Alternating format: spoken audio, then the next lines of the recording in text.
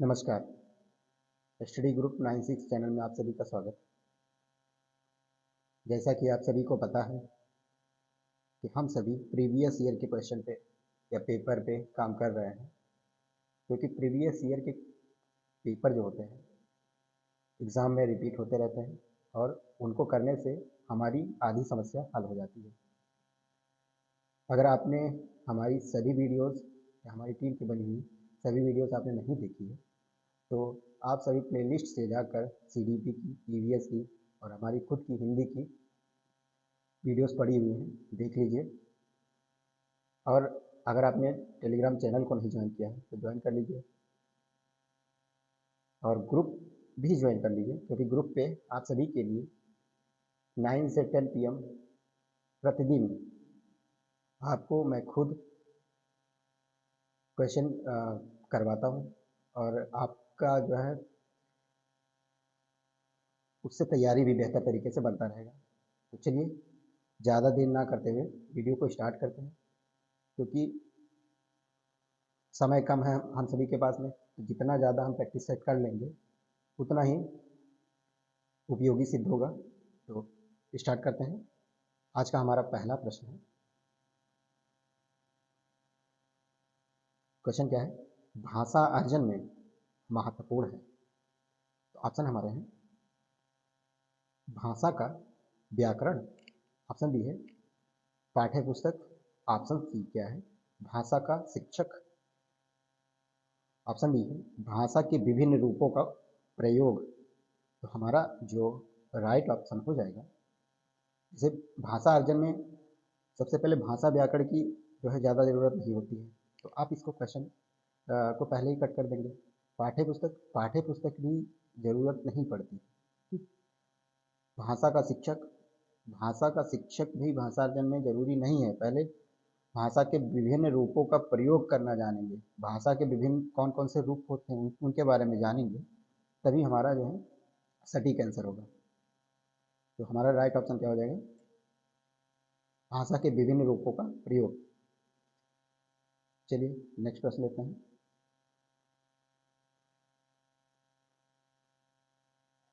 पत्र पत्रिकाएं भाषा सीखने में, ऑप्शन हमारे हैं देखे हैं बड़ों के पढ़ने की वस्तु है, ऑप्शन बी है साधक है, ऑप्शन सी है बाधक है, ऑप्शन डी है त्रुटियों को बढ़ावा देती है। तो आपको बता दें, जो पत्र पत्रिकाएं होती हैं ये बाधक नहीं हो सकती। ठीक है, त्रुटियों को बढ़ावा नहीं देती, क्योंकि जब हम कुछ पढ़ते हैं तो कुछ नया चीज़ सीखते हैं, तो त्रुटि कहाँ से होगी? ठीक है। बड़ों की पढ़ने की वस्तु तो ये माना ही नहीं जा सकता, क्योंकि बच्चे के बारे में बड़ों के पढ़ने की चीज़ें थोड़ी होती है। पत्र पत्रिकाएं हर कोई पढ़ सकता है। ठीक है, ये साधक है। क्या है? साधक है। ठीक। हमारा राइट ऑप्शन क्या हो जाएगा? साधक। एक साधन के रूप में काम करता है। चलिए नेक्स्ट प्रश्न लेते हैं।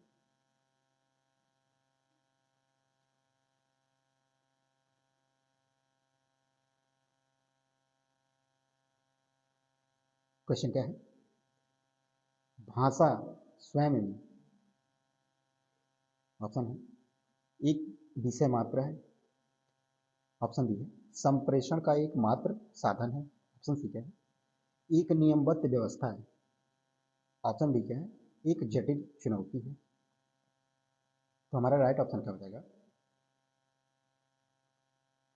एक नियमबद्ध व्यवस्था है। जो भाषा हम सीखते हैं एक क्रम से सीखते हैं, नियम से सीखते हैं।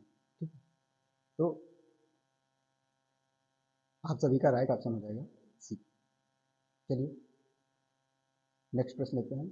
इसमें एक जटिल चुनौती तो है ही नहीं। भाषा जटिल चुनौती कहाँ हो सकती है? जब जितना बोलेंगे उतना सीखेंगे। ठीक है, और एक विषय मात्र है, एक ही विषय मात्र थोड़े हैं। चलिए नेक्स्ट प्रश्न लेते हैं। भाषा का प्रयोग है ना, भाषा का प्रयोग जो है ऑप्शन हमारे हैं केवल परीक्षा में होता है, ऑप्शन बी क्या है केवल पाठ्य पुस्तक में होता है, ऑप्शन सी क्या है मुद्रित सामग्री में होता है, ऑप्शन डी क्या है चलिए, डी ऑप्शन हमारा क्या है?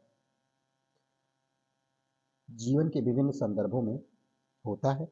तो हम यहाँ पे देखेंगे जो केवल के प्रश्न है ना, केवल के प्रश्न जो है निगेटिव को दर्शाते हैं। तो भाई निगेटिव को हमको नहीं लेना है, हमको पॉजिटिव वे में सोचना है। केवल पाठ्य पुस्तक में होता है? जी नहीं। केवल मुद्रित सामग्री में होता है? बिल्कुल नहीं। ठीक, तो यहाँ पे हमारा राइट ऑप्शन जो हो जाएगा, वो जीवन के विभिन्न संदर्भों में होता है। क्या होता है? जीवन के विभिन्न संदर्भों में होता है। ठीक है, चलिए अगला प्रश्न लेते हैं।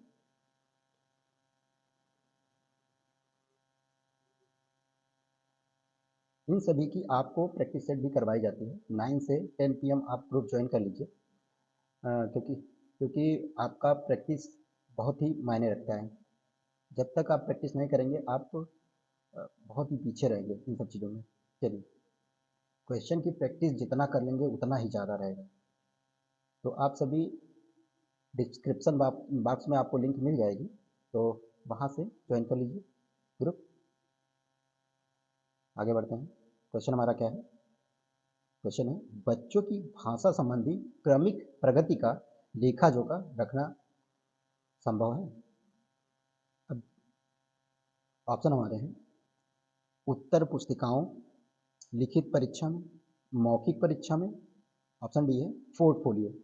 ठीक, तो आपको जहाँ भी ये ऑप्शन दिख जाए पोर्टफोलियो, सबसे सटीक आंसर वही होता है, क्योंकि पोर्टफोलियो में सभी चीज़ें आ जाती हैं। ठीक, और पोर्टफोलियो जो है हमारा महत्वपूर्ण जो ऑप्शन होता है, सबसे बेहतर ऑप्शन होता है। ठीक, तो हमारा राइट ऑप्शन क्या हो जाता है? डी।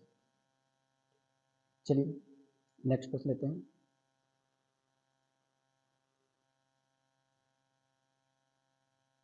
चलिए हमारा क्वेश्चन क्या है?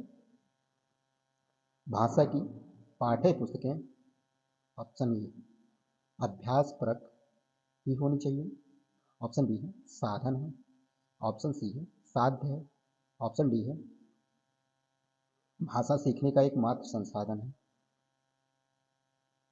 तो यहाँ पे हमारा राइट ऑप्शन जो हो जाएगा,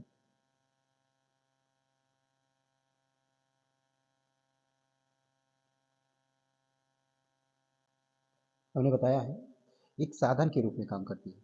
जो भाषा की पाठ्य पुस्तकें होती हैं तो एक साधन के रूप में काम करती हैं। ठीक, चलिए नेक्स्ट प्रश्न लेते हैं।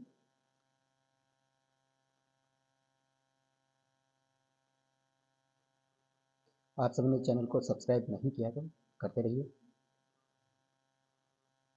क्वेश्चन क्या है हमारा? बच्चों की भाषा के आकलन का सर्वाधिक प्रभावी तरीका है? ऑप्शन हमारे हैं, प्रश्न पूछना और पढ़ी गई सामग्री पर प्रतिक्रिया व्यक्त करना, ऑप्शन बी है श्रुत लेख यानी सुनकर लिखना, ऑप्शन सी है लिखित परीक्षा, ऑप्शन डी है प्रश्नों के उत्तर देना। तो हमारा जो सब सर्वाधिक प्रभावी तरीका, सर्वाधिक की बात किया जा रहा है, ध्यान दीजिएगा, सर्वाधिक की बात किया जा रहा है, तो सर्वाधिक तरीका हमारा कौन सा हो सकता है? तो यहाँ पे प्रश्न पूछना। ठीक है, यहाँ पे क्या हमारा सर्वाधिक तरीका हो जाएगा, प्रभावी तरीका? प्रश्न पूछना और पढ़ी गई सामग्री पर प्रतिक्रिया व्यक्त करना।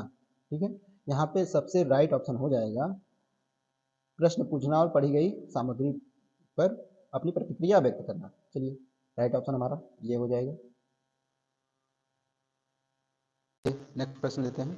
क्या है हमारा क्वेश्चन? क्या है? मासिक बहुसांस्कृतिक कक्षा में, ऑप्शन ये है बच्चों को केवल मानक भाषा के प्रयोग के लिए ही पुरस्कृत करना चाहिए, ऑप्शन बच्चों की मातृभाषा का ही सदैव प्रयोग करना चाहिए,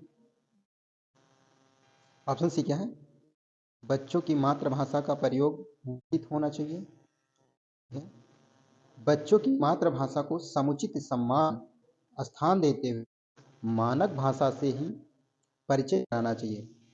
तो हमारा राइट ऑप्शन क्या हो जाएगा?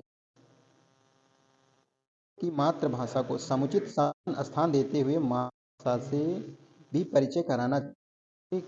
क्योंकि बच्चों की जो मातृभाषा होती है उसको भाई सम्मान देना पड़ेगा, तभी बच्चा कुछ सीख पाएगा भाई। नहीं अपनी सारी जो बातें होती है वो मातृभाषा में, तो आपको उनकी मातृभाषा में चीज़ें सिखानी पड़ेगी। चलिए प्रश्न लेते हैं। हित में कौन सा भाषा शिक्षण का उद्देश्य है? ऑप्शन ये हमारा है, भाषा की बारीकी और सौंदर्य बोध को सही रूप में समझने की क्षमता को हतोत्साहित करना। ऑप्शन बी क्या है, भाषा के व्याकरण सीखने पर बल देना। ऑप्शन सी क्या है, निजी अनुभवों के आधार पर भाषा का सृजनशील प्रयोग करना। ठीक है, सृजनशील है, ठीक, सृजनशील प्रयोग करना। ऑप्शन डी क्या है, भाषा सीखते समय त्रुटियां बिल्कुल ना करना। ठीक, तो हमारा जो राइट ऑप्शन हो जाएगा, अब देखिए, भाषा बारीकी और सौंदर्य को सही रूप में समझने की क्षमता को हतोत्साहित करना, हतोत्साहित करना। ठीक है, हमारा राइट ऑप्शन जो हो जाएगा ये हो जाएगा। ठीक है, चलिए नेक्स्ट प्रश्न कर रहे हैं। भाषा व्याकरण की समझ को, ऑप्शन हमारे हैं, निबंधात्मक प्रश्नों के माध्यम से आंका जाना चाहिए। ऑप्शन बी है, संदर्भ परक प्रश्नों के माध्यम से आंका जाना चाहिए। ऑप्शन सी क्या है, केवल वस्तुनिष्ठ प्रश्नों के माध्यम से आंका जाना चाहिए। ऑप्शन डी है, केवल लघुतर प्रश्नों के माध्यम से आंका जाना चाहिए। तो हमारा सबसे सटीक आंसर जो हो जाएगा, क्या हो जाएगा, संदर्भ प्रश्नों के माध्यम से जाना चाहिए। ठीक है, तो हमारा जो उपयुक्त आंसर हो जाएगा, संदर्भ प्रश्नों के माध्यम से आंका जाना चाहिए। ठीक है, केवल केवल निगेटिव को दर्शा रहा है। ठीक, तो आप सबसे पहले आप सीटेट में क्या कीजिएगा, उन प्रश्नों को कट कर दीजिएगा जब आपका प्रश्न जो है निगेटिव में ना हो और ऑप्शन निगेटिव में दिया गया हो, तो उन प्रश्नों को कट करते जाइएगा, क्योंकि ज़्यादा वर्डन नहीं पड़ेगा कि हमको ये प्रश्न ऑप्शन भी देना है। ठीक है, तो जो कट कर देंगे वो एक गलत सिद्ध हो ही जाएगा, दूसरा जो बचेगा वही हमारा राइट ऑप्शन हो जाएगा। चलिए ज़्यादा कुछ देर नहीं करते हैं, क्योंकि ज़्यादा देर करेंगे तो वीडियो लंबी हो जाएगी। चलिए हमारा क्वेश्चन है, प्रश्न पूछना, ठीक, प्रतिक्रिया व्यक्त करना, परिचर्चा में भाग लेना वर्णन करता है। ऑप्शन क्या है, भाषा सीखने सिखाने तथा आकलन के तरीके हैं। ऑप्शन बी क्या है, केवल शिक्षण पद्धति है। ऑप्शन सी क्या है, केवल साहित्यिक गतिविधियां हैं। ऑप्शन डी क्या है, भाषा आकलन के तरीके मात्र है। तो हमारा जो प्रश्न पूछना, प्रतिक्रिया व्यक्त करना, परिचर्चा में भाग लेना वर्णन करता है, तो यहाँ पे ये भाषा सीखने तथा आकलन के तरीके हैं। ठीक है, तो हमारा जो है राइट ऑप्शन क्या हो जाएगा, भाषा सीखने सिखाने तथा आकलन के तरीके हैं। ठीक है,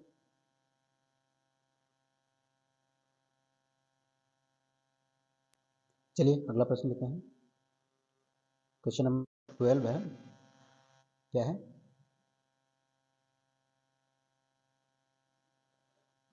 एक भाषा शिक्षक के लिए सर्वाधिक महत्वपूर्ण है। तो सर्वाधिक महत्वपूर्ण जो है तो क्या है, ऑप्शन हमारे हैं, भाषा की त्रुटियों के प्रति कठोर रवैया अपनाना। ऑप्शन बी क्या है, भाषा की पाठ्य पुस्तक। ऑप्शन सी क्या है, भाषा का आकलन, बच्चों को भाषा प्रयोग के अवसर उपलब्ध कराना। तो हमारा जो राइट ऑप्शन हो जाएगा वो हो जाएगा, बच्चों को भाषा प्रयोग के अवसर उपलब्ध कराएंगे, क्योंकि अवसर वाले प्रश्न जो है सीटेट बहुत ही सटीक तरीके से रखता है, क्योंकि बहुत ही महत्वपूर्ण मानता है उन ऑप्शनों को। ठीक है, यहाँ पे सारे ऑप्शन गलत हो जाएंगे। ठीक है, पाठ्य पुस्तक, भाषा का आकलन, ये सारी चीज़ें गलत हो जाएंगे, क्योंकि सबसे ज़्यादा महत्वपूर्ण जो होता है बच्चे को अवसर देना होता है। ठीक है, तभी वो भाषा अर्जन कर सकता है। चलिए नेक्स्ट प्रश्न लेते हैं। क्वेश्चन क्या है हमारा, क्वेश्चन है, भाषा सीखने सिखाने का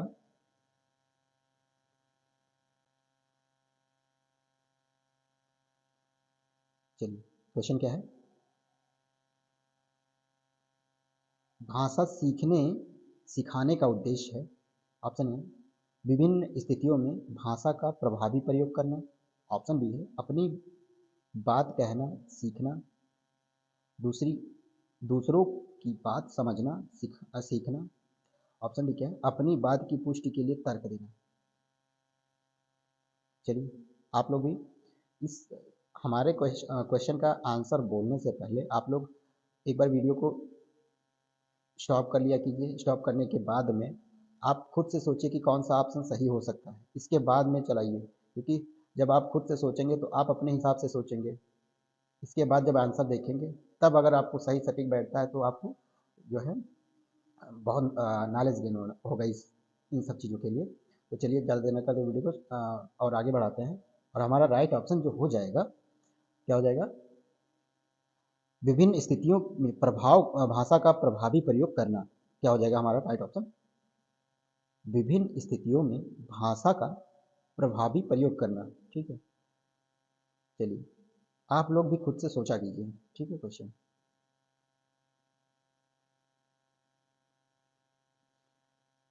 क्या हमारा है नेक्स्ट?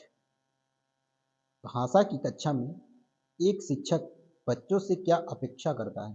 ठीक, तो हमारा ऑप्शन जो है बच्चे सवालों के बंधे बंधाए जवाब ना दें, ऑप्शन बी क्या है बच्चे सवालों के बंधे बंधाए जवाब दें, ऑप्शन सी क्या है वह संस्कृत निष्ठ भाषा में ही जवाब दें, ऑप्शन डी क्या है बच्चे अपनी मातृभाषा का बिल्कुल ही भी प्रयोग ना करें। तो यहाँ पे जो हमारा हो जाएगा बच्चे सवालों के बंधे बंधाए जवाब ना दें, ये तो राइट ऑप्शन होगा। ठीक, जो है बाकी बच्चे बी ऑप्शन क्या बता रहा है बच्चे सवालों के बंधे बंधाए जवाब दें, यानी बच्चे जब बंधे बंधाए जवाब देंगे तो समझ लीजिए कि वो कहीं से रट के आ रहा है, रट के ही आ रहा है, क्योंकि जो रटन शिक्षा होती है वही बंधे बंधाए जवाब मांगती है। बाकी सीटेट नहीं कहता है कि बच्चों से जो है वही चीज़ें सीखी जाए, वो अपने अनुभव भी बता सकता है। ठीक है, तो हमारा जो राइट ऑप्शन हो जाएगा बच्चे सवालों के बंधे बंधाए जवाब ना दें। ठीक, अगर बच्चे ने बंधे बंधाए जवाब दिया तो समझ लीजिए वो रट के आ रहा है, अपने मन से कुछ नहीं बता रहा है। ठीक, चलिए नेक्स्ट प्रश्न लेते हैं।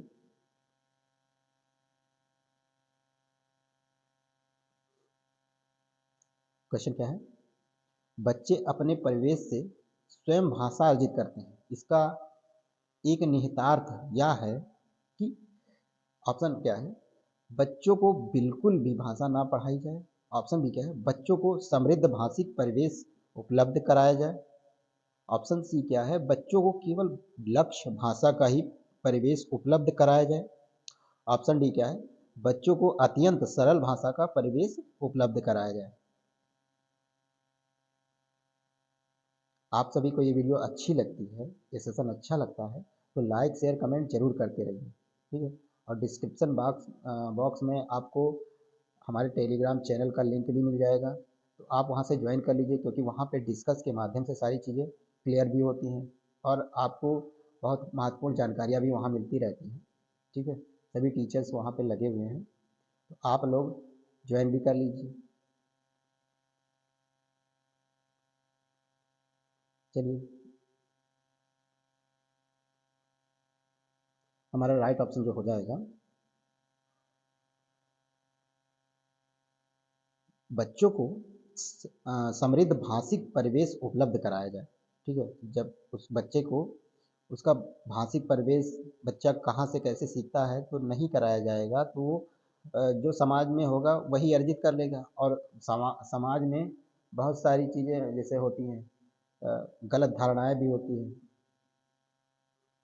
तो वो भी सीख सकता है बच्चा। तो उसका भाषिक परिवेश अच्छा अगर दिलाया जाएगा तो बच्चा अच्छी तरीके से सीखेगा।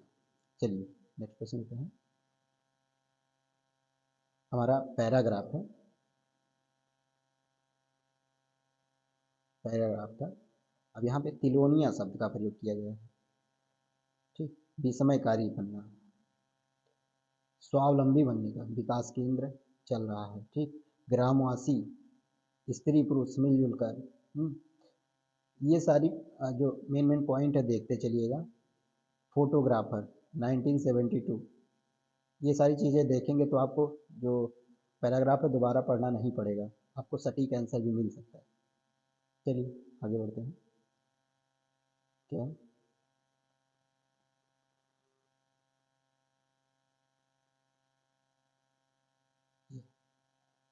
संशय उठने लगे, ठीक है।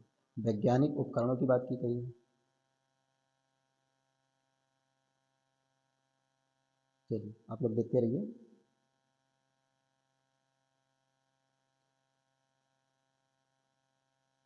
चलिए क्वेश्चन लेते हैं। सबसे अच्छा तरीका है आप अपनी मतलब सरसरी नज़रों से देखते रहिए, जो पैराग्राफ है उसको देखते जाइए, फिर आप ऑप्शन पे जाइए, ऑप्शन को ढूंढिए।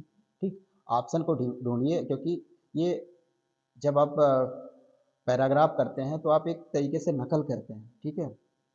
तो जब नकल करते हैं तो उसमें भी गलती क्यों किया जाए, थोड़ा बहुत अपना तो दिमाग लगाया जाए ना। और ये सारी चीज़ें अगर भाई हमारा पैराग्राफ अगर गलत हो जाएगा तो हमारे नंबर बहुत ज़्यादा कम हो सकते हैं, क्योंकि भाई पैराग्राफ जो होता है तो ये फ्री के नंबर ही होते हैं, हमने कई बार बता दिया है कि ये फ्री के नंबर है। आप जितना पैराग्राफ में कम गलतियाँ करेंगे उतना ज़्यादा स्कोर कर पाएंगे। ठीक, तो चलिए क्वेश्चन देख लेते हैं क्या है। क्वेश्चन हमारा है, सामाजिक कार्य तथा शोध संस्थान की स्थापना का उद्देश्य था। ठीक,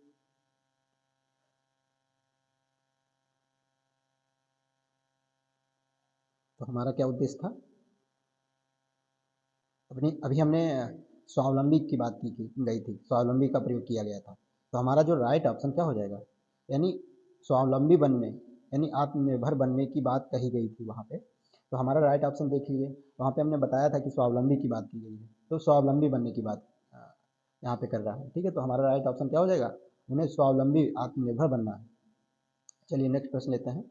लेखक का मानना था लेखक का मानना था आधुनिक समय में वैज्ञानिक उपकरणों और जानकारी से कटकर या उसकी अवहेलना करके तरक्की नहीं की जा सकती। सही बात है भाई। आधुनिक समय में वैज्ञानिक उपकरणों और जानकारी के बल पर ही तरक्की नहीं की जा सकती। ऑप्शन सी क्या है, ग्रामवासी अपनी समस्याएं स्वयं सुलझा सकते हैं।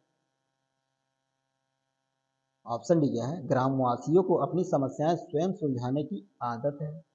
तो भाई हमने अभी बताया था कि जो आधुनिक समय में वैज्ञानिक उपकरणों और जानकारी से कट कर या उसकी अवहेलना करके तरक्की नहीं की जा सकती, ये राइट ऑप्शन हो जाएगा, क्योंकि अभी हमने बताया था ना कि वैज्ञानिक की बात की गई है। ठीक, चलिए राइट ऑप्शन हमारा ये हो जाएगा। चलिए नेक्स्ट क्वेश्चन लेते हैं। संस्था संस्थान के निर्णय और संचालन में आधारभूत भूमिका इनमें से किसकी है। संस्थान के निर्णय और संचालन में आधारभूत भूमिका इनमें से किसकी है। तो ऑप्शन हमारे हो जाएंगे ग्राम गांव प्रधान की। ऑप्शन बी क्या है, संस्थापक की। ऑप्शन सी क्या है, केवल गरीब और दलित महिलाओं की। ऑप्शन डी क्या है, उस गांव के चलिए उस गांव के रहने वाले सभी लोगों की। तो हमारा जो ऑप्शन सही हो जाएगा,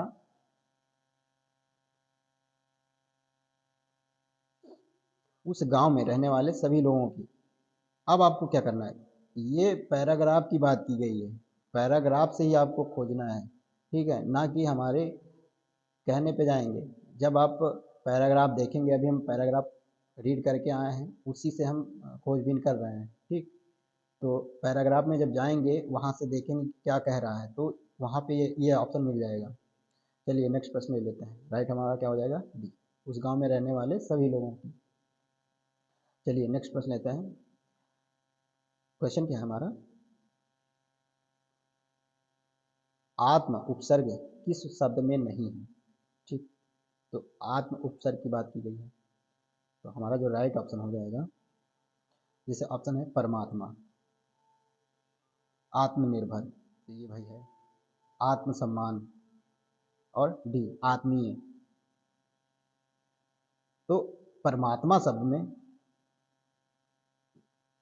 हमारा जो है आत्म उपसर्ग नहीं दिया गया है। ठीक, तो हमारा राइट ऑप्शन क्या हो जाएगा? परमात्मा। चलिए अगला प्रश्न लेते हैं। लेखक के अनुसार, अब देखिए तिलोनिया शब्द बता रहा है, तिलोनिया हमने अभी अंडरलाइन किया था ना। लेखक के अनुसार तिलोनिया गांव में हमारे देश के आजकल के इतिहास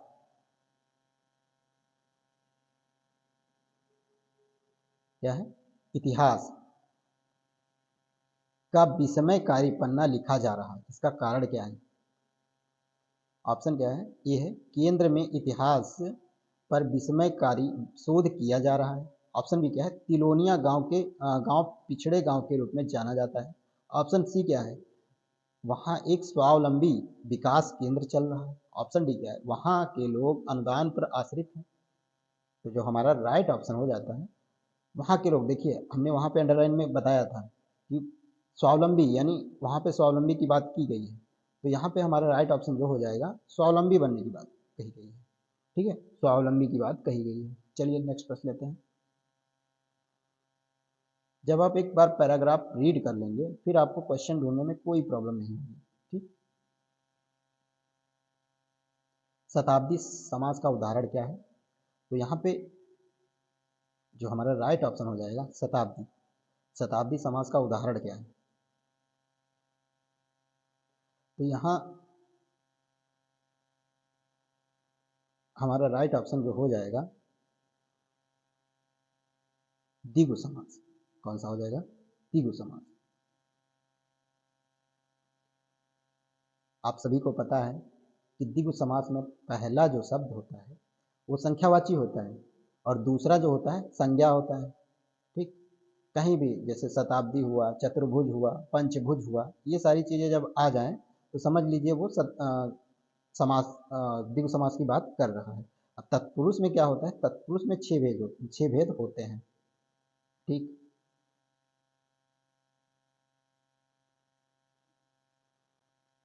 तो तत्पुरुष में क्या होता है इनके उदाहरण भी देख लेते हैं।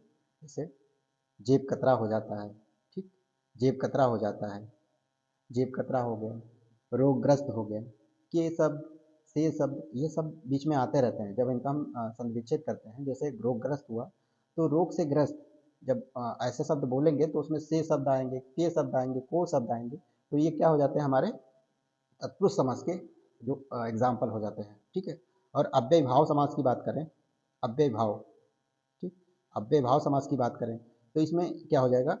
भरपेट हो जाएगा, यथा कर्म हो जाएगा, जो और यथा विधि हो जाएगा। ऐसे ऐसे शब्द जो होंगे अव्यय भाव समास के उदाहरण हो जाएंगे। ठीक, बहुब्रीहि समास में क्या होता है? जैसे बहुब्रीहि समास में जैसे एग्जाम्पल देंगे तो आपको खुद समझ में आ जाएगा। जैसे लंबोदर हो गया, वीड़ा पाड़ी हो गया, नीलकंठ हो गया, ठीक, नीलकंठ हो गया, चंद्रशेखर हो गया, ये सब क्या है? बहुब्रीहि समास के उदाहरण है। ठीक, इसमें क्या होता है? जिसका, जिसकी, जिसके या जिसको, सब यही शब्द आते रहते हैं। ठीक है, जैसे मान लीजिए जैसे लंबोदर का बोला जाए तो लंबा है उधर जिसका, तो क्या बोलते हैं? अर्थात तो जब नया शब्द बन करके आएगा तो ये सब क्या हो जाएंगे? बहुब्रीहि समास हो जाएंगे। लंबा उधर किसका है? यानी भगवान गणेश जी का है, तो यहाँ पे क्या हो जाएगा? बहुब्रीहि समास हो जाएगा।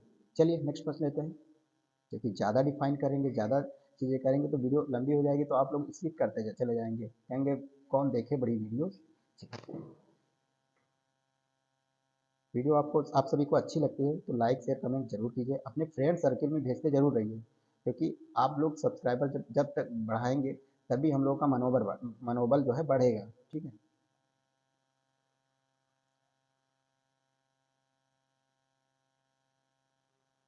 गांधी जी को मान्यता नहीं देते हैं।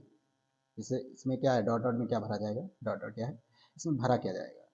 सदापन को, ऑप्शन क्या है? सदापन को, आत्मनिर्भरता को, ऑप्शन सी है कर्मठता को, आकर्मण्यता को। तो इसमें आकर्मण्यता को, तो यहाँ पे जो राइट ऑप्शन हमारा हो जाएगा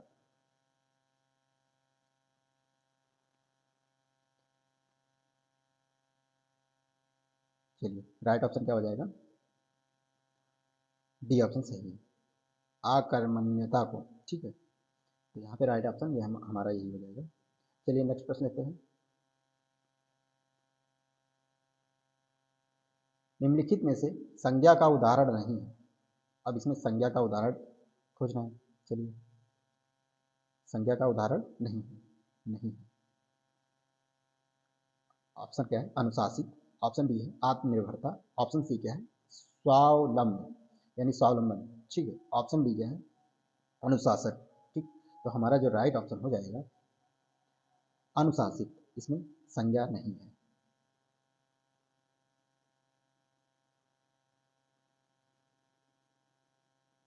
ठीक,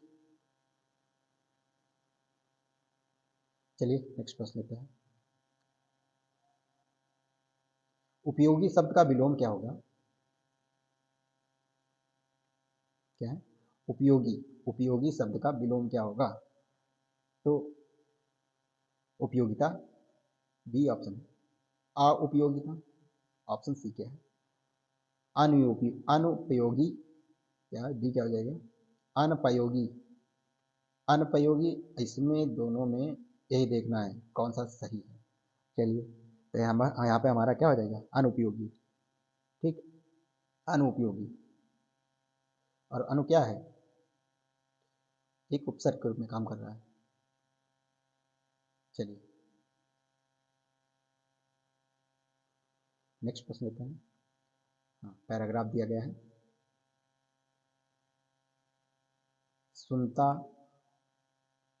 सुनता हूँ मैंने भी देखा, क्या कह रहा है, आप इन्हीं सभी को देखते चलना है। सुनता हूँ मैंने देखा, कादल का है, काले बादल में रहती चांदी की रेखा, काले बादल जाति द्वेष के, काले बादल विश्व कलेश के, काले बादल उठते पथ पर स्वतंत्रता के प्रवेश के, सुनता हूँ मैं, सुनता आया हूँ है देखा, काले बादल में हंसती चांदी की रेखा। ठीक है, चलिए आगे बढ़ते हैं। इसकी है, ये रचना जो है सुमित्रा नंदन पंत जी की है, चांदी की रेखा। ठीक है, ऑप्शन देख लेते हैं। ऑप्शन क्या है, काले बादल में रहती चांदी की रेखा। पंक्ति का जो भाव है वो क्या कह रहे हैं। ठीक, तो ऑप्शन क्या है हमारे, अंधेरे के बाद प्रकाश आता है। ऑप्शन बी क्या है, काले बादलों में चांदी की रेखा है। ऑप्शन सी क्या है, विपत्तियों के बीच आशा की किरण दिखाई देती है। ऑप्शन बी क्या है, बादलों के टकराने से बिजली चमकती है। तो हमारा जो राइट ऑप्शन जो हो जाएगा, अब इसमें थोड़ा बहुत समझने का प्रयास करेंगे, ये नहीं कि आप यहाँ पे समझेंगे नहीं, क्योंकि अगर यहाँ पे समझेंगे नहीं तो आप काले बादलों में चांदी की रेखा पे पहुँच जाएंगे, तो आपका जो ऑप्शन है गलत हो जाएगा। ठीक है, टांग वहाँ पे हो जाएगा, यानी कह क्या रहा है, अपनी समझ से लगाना है भाई। ये नहीं कि आप दोनों पैराग्राफ एक पे आधारित नहीं होते, एक समझने पे होता है और एक जो है बिना समझने पे होता है, कि जो कह रहा है उसी को करना है। ठीक है, तो यहाँ पे ऑप्शन जो हमारा राइट हो जाएगा, विपत्तियों के बीच आशा की किरण दिखाई देती है। ठीक, ये चीजें बताई जा रही है। चलिए नेक्स्ट प्रश्न लेते हैं। काले बादल, अब काले बादल प्रतीक हैं, डॉट डॉट में भरा क्या जाएगा यहाँ पे। ठीक, तो ऑप्शन क्या है, तूफान। ऑप्शन बी क्या है, गर्मी से मुक्त। ऑप्शन डी क्या है, जातिगत वैमनस्य। ऑप्शन डी क्या है, मानसून द्वारा आने वाली खुशहाली। तो हमारा जो राइट ऑप्शन क्या हो जाएगा यहाँ पे, जातिगत वैमनस्य जो भरा पड़ा है, ये सारी चीज़ें काले बादल के प्रतीक के रूप में है। ठीक, ये बताया जा रहा है उस पैराग्राफ में, जातिगत वैमनस्य की बात कही गई है ना, तो यहाँ पे यही सटीक आंसर हो जाएगा। हमने कहा ना, समझने का प्रयास करेंगे, काले बादल क्या है, किसका प्रतीक है, तो वही चीज़ें बता रहे हैं कि इस पैराग्राफ में थोड़ा बहुत समझने का प्रयास करेंगे कि क्या कह रहा है, कभी क्या कह रहा है। ठीक, तो कवि के शब्दों में लिखा जा रहा है, तो आप अपने शब्दों में कवि क्या कह रहा है उसको समझ के लिखना है। चलिए 27 क्वेश्चन देख लेते हैं। काले बादल में रहती चांदी की रेखा में कौन सा जो है अलंकार है? ऑप्शन क्या है? स्वलेश अलंकार। ऑप्शन क्या है? उपमा अलंकार अलंकार है। रूपक अलंकार। ऑप्शन डी क्या है? उत्प्रेक्षा अलंकार। अब देखिए यहाँ पे हम जो बता देते हैं अभी राइट ऑप्शन, क्योंकि इसमें स्वलेश अलंकार की बात कही गई है। ठीक, इसमें स्वलेश अलंकार की बात कही गई है। और स्वलेश का अर्थ क्या होता है? चिपका हुआ होना। ठीक, शब्द तो कई हो सकते हैं लेकिन उसके अर्थ जो है, जैसे एक ही शब्द कई बार हो सकते हैं, ठीक, लेकिन उसके अर्थ जो है अलग अलग जगह पे अलग अलग चिपके हो सकते हैं। तो यही स्वलेश अलंकार का उदाहरण भी हो जाता है। स्वलेश का अर्थ क्या होता है? चिपकना। ठीक, अब उपमा अलंकार की बात करें, चलिए उपमा अलंकार की बात करें तो यहाँ पे इन शब्दों में क्या होता है? अगर सा आ जाए, सी आ जाए, ठीक, सा सी, ठीक, से, सरिस, सदृश, यहाँ पे अगर प्रयोग किया जा रहा है तो आप समझ लीजिए कि यहाँ पे उपमा अलंकार की बात की जा रही है। जैसे हम एक एग्जाम्पल दे रहे हैं इसका, पीपर पात सरिस मन डोला। ठीक है, पीपर पात सरिस मन डोला, यहाँ पे सरिस शब्द आया है। ठीक है, तो पीपर के पत्ते के समान जो है हमारा मन डोला। तो यहाँ पे यही सारी चीजें आपको पकड़नी है। ये नहीं कि सब ज्यादातर भाई डट्टू तोता की तरह के बन के जाएंगे और रट लेंगे चली जाएगी। तो यहाँ पे ट्रिकी माध्यम से भी सासी से ये सब सारी चीजें अगर पकड़ लेंगे तो भी आपका आंसर राइट ऑप्शन मिल सकता है। ठीक, तो यहाँ पे क्या हो जाएगा? उपमा अलंकार की बात हो जाएगी। अब रूपक अलंकार की बात करें, क्या कह रहा है? यहाँ पे ये कह रहा है जहाँ पर एक की जो तुलना होती है, एक की तुलना होती है दूसरे से ना की जाए। ठीक है, और जहाँ पे उपमेय और उपमान दोनों बराबर होते हैं वहाँ पे क्या होता है? उपमेय और उपमान बराबर होते हैं। ठीक, उपमेय और उपमान जो होते हैं बराबर होते हैं, वहाँ पे क्या होता है? रूपक अलंकार होता है। जैसे मान लीजिए एक उदाहरण ले लेते हैं, हम लोग एग्जाम्पल लेते हैं, मैया मैं तो चंद्र खिलौना लई हूँ। मतलब यहाँ पे जो रूपक अलंकार का उदाहरण दिया गया है, ये बताया जा रहा है कि मैं जो कृष्ण भगवान है कह रहे हैं मैं मैया मैं तो चंद्र खिलौना ले हूँ, यानी वो खिलौने मांगने की बात कर रहे हैं। उपमेय उपमेय में उपमान की संभावना की जा रही है, ना कि विरोध किया जा रहा है। अगर विरोध किया जा रहा होता तो दूसरा अलंकार हो जाता। ठीक है, संभावना की जा रही है। चलिए नेक्स्ट प्रश्न लेते हैं। अच्छा हाँ, उत्प्रेक्षा अलंकार की बात करें, उत्प्रेक्षा अलंकार होगा तो इसको भी, चलिए उत्प्रेक्षा अलंकार में क्या होता है? जैसे देखिए यहाँ पे आपको एक तरीका अपनाना पड़ेगा। जन जानो, जन जानो, जन जानो मन मानो। ठीक, आदि शब्द जानो मानो, आदि शब्द जहाँ पे देखने को मिल जाए तो यहाँ पे उत्प्रेक्षा अलंकार हो जाएगा। ठीक है, जैसे एक एग्जाम्पल ले लेते हैं, जैसे सिर फट गया वही मानो अरुण रंग का घड़ा हो। यहाँ पे मानो शब्द दिया गया है, सिर फट गया वही मानो अरुण रंग का घड़ा हो। यहाँ पे क्या बताया जा रहा है? यानी मानो शब्द यहाँ पे दिया गया है। जिस उदाहरण में आपको, जिस एग्जाम्पल में आपको जन जानो मन मानो आदि शब्द दिख जाए, बस ज़्यादा दिमाग लगाने की जरूरत नहीं है। आप राइट ऑप्शन जो है उसी को मार देना कि हाँ जहाँ पे उत्प्रेक्षा होगा। ठीक, चलिए नेक्स्ट प्रश्न लेते हैं।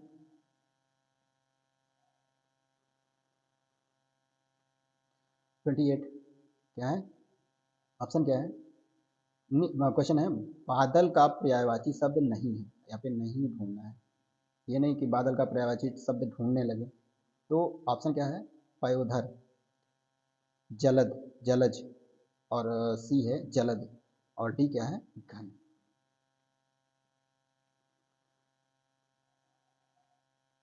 तो यहाँ पे जो बादल का पर्यायवाची शब्द जो नहीं होगा वो होगा जलज।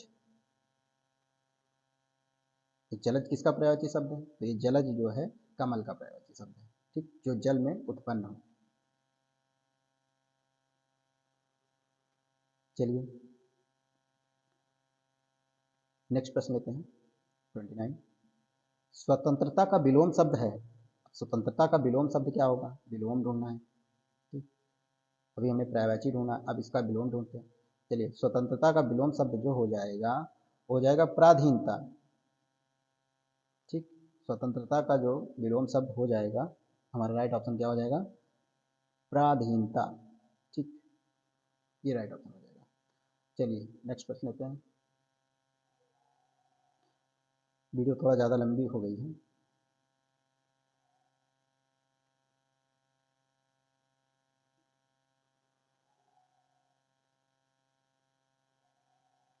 थर्टी क्वेश्चन नहीं मिला है आपको। चलिए इतना ही सही है।